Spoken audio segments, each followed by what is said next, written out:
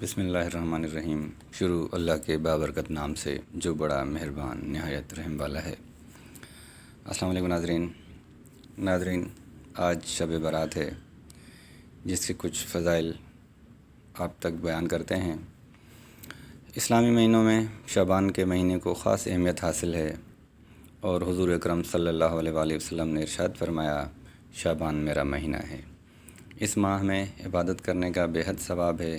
اس مہینے کو بزرگی اس لیے بھی حاصل ہے کہ اس مہینے کے درمیان میں ایک ایسی مقدس رات آتی ہے جس کو شب برات کہتے ہیں۔ اس بخشش اور نجات والی رات یعنی ماہ شعبان کی 15ویں شب کو رحمت الہی کا نزول ہوتا ہے۔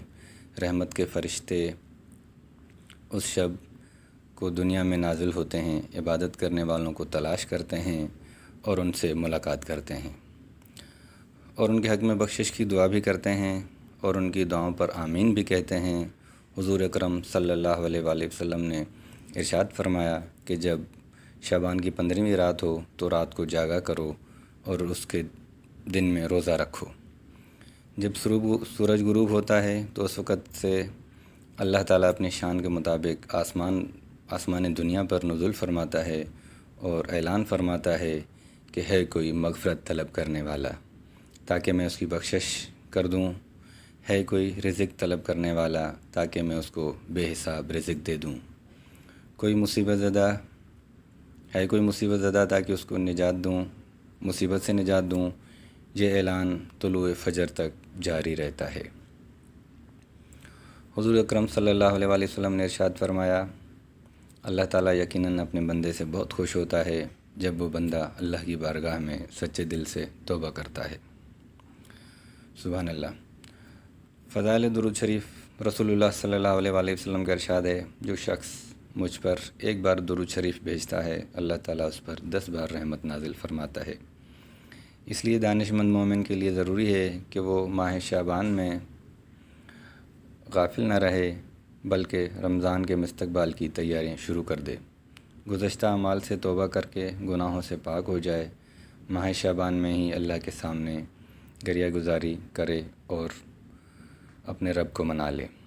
آج مسلمانوں کی اکثریت طرح طرح کی بیماریوں اور پریشانیوں اور مصیبتوں میں مبتلا نظر آتی ہے۔ اس کی کئی وجوہات ہو سکتی ہیں، مگر اس میں ایک اہم وجہ یہ بھی ہے کہ ہم ذات الصفات سے دور ہو گئے ہیں۔ جس ذات الصفات کو اللہ تعالیٰ نے سارے جہانوں کے لیے رحمت بنا کر بھیجا، آج ہماری تمام مصیبتوں اور پریشانیوں سے چھٹکارے کا واحد حل یہی ہے کہ ہم رحمت للعالمین صلی اللہ علیہ وآلہ وسلم کے دامن کرم سے وابستہ ہو جائیں۔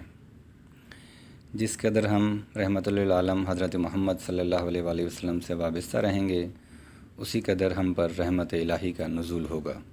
حضور اکرم صلی اللہ علیہ وآلہ وسلم سے اپنا تعلق قائم رکھنے کے لیے ایک آسان طریقہ یہ بھی ہے کہ ہم اپنے آقا و مولا حضرت محمد صلی اللہ علیہ وآلہ وسلم پر زیادہ سے زیادہ درود پاک کا نذرانہ پیش کریں۔ حضور اکرم صلی اللہ علیہ وآلہ وسلم کا ارشاد گرامی ہے کہ ماہ شعبان میں جو کوئی 3000 مرتبہ درود شریف پڑھ کر مجھے بخشے گا، بروز قیامت اس کی شفاعت کرنا مجھ پر واجب ہوگی۔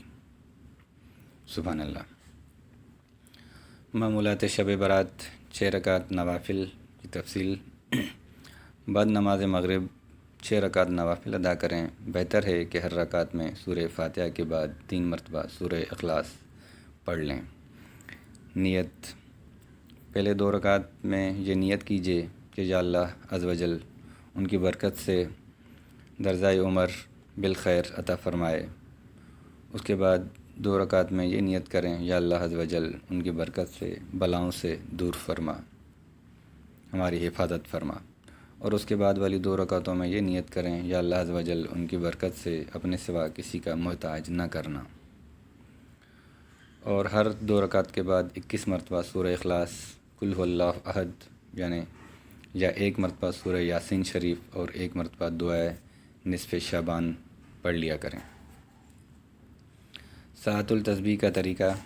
4 رکعت نماز نفل ہوتی ہے یہ صلاۃ التسبیح، اس کی نیت کیجیے۔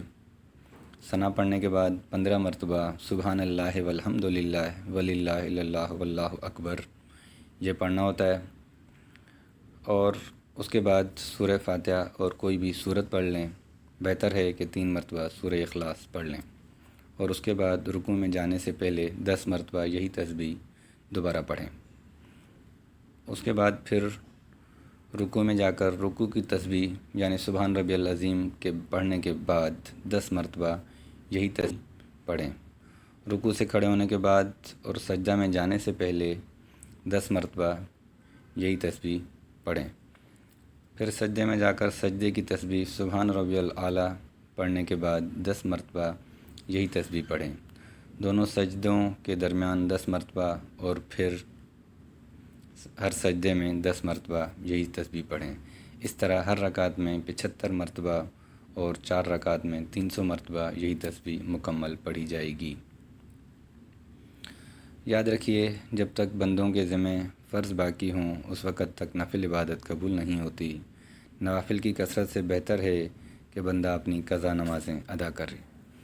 تو ناظرین، یہ کچھ فضائل تھے شب برات کے حوالے سے جو آپ تک بیان کیجیے، اور اس کا خلاصہ یہی ہے کہ آپ فرض نمازوں کی پابندی رکھیں۔ فرض نمازیں پہلے بہت ضروری ہیں، اور اس کے بعد نفل نمازوں کی یا نفلی عبادت کی باری آتی ہے۔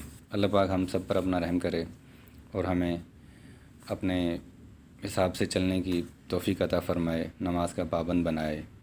یا اللہ معاف فرما، یا اللہ معاف فرما۔